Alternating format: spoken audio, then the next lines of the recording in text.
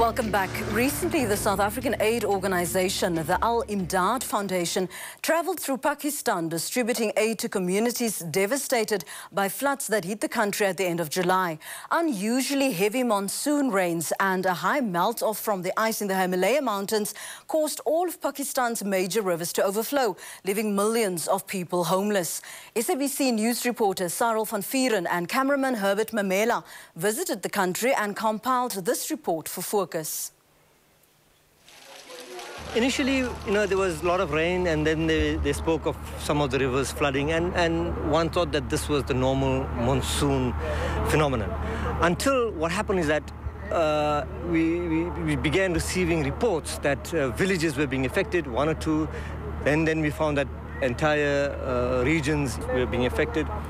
Every day you had reports of hundreds of villages just being washed away. You had reports of millions of people being affected. And without us actually realizing what happened, we were suddenly in the middle of a huge disaster which was unfolding day to day.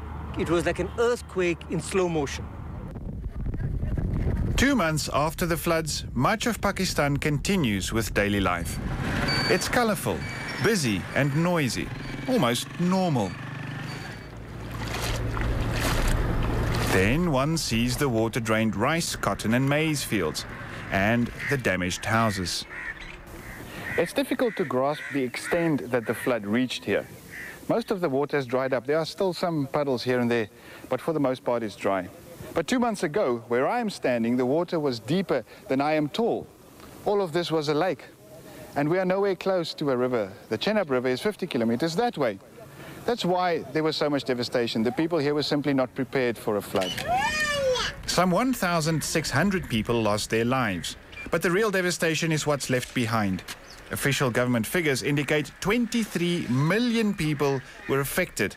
3.75 million of them literally lost everything.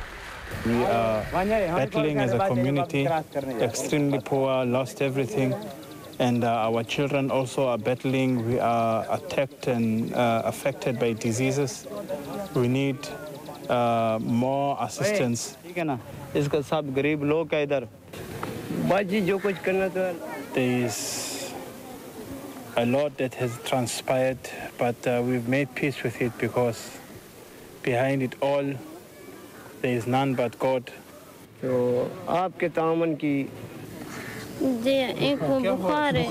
child is got fever, and since the floods took place, we cannot access any health facility, nor is there any mobile health system in place, for us to access help. Yes, it has struck Pakistan very badly, and it has pushed Pakistan back for many years. It is true. Because this whole area has been damaged. Our whole food basket has been damaged, their household has been damaged, their livelihood has been damaged. Not only the people, their whole livelihood has been damaged, and this was our basic food basket.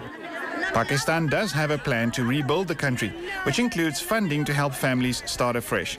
But this alone will cost 350 to 400 billion rupees, the equivalent of 28 to 32 billion rand. On the ground, it's the foreign aid organizations one sees.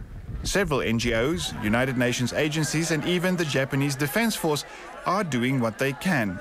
South Africa's contribution came from the gift of the givers and the Al-Imdaad Foundation. Al-Imdaad handed out 480 tons of aid, but they say there's still more to be done. This is the emergency relief phase. We are completing and concluding the emergency relief phase. We are now moving on to the construction phase or the rehabilitation phase, and immediately we will begin with the reconstruction of the homes. And yes, we will thereafter reassess the situation and take it further. They have, to a large extent, been able to contain some of the medical problems that have resulted from this. But many people still don't have houses, many don't have homes, there's no clean water, and so this operation will still be running for a while. And that is the big question. Just how long do these people have to stay in these tents? At the moment, without official damage estimates, it's just simply too early to say. Pakistan has always been a poor and needy nation. But after suffering an earthquake, internal conflict and the most devastating floods ever, all in 5 years, the country's needs are now bigger than ever.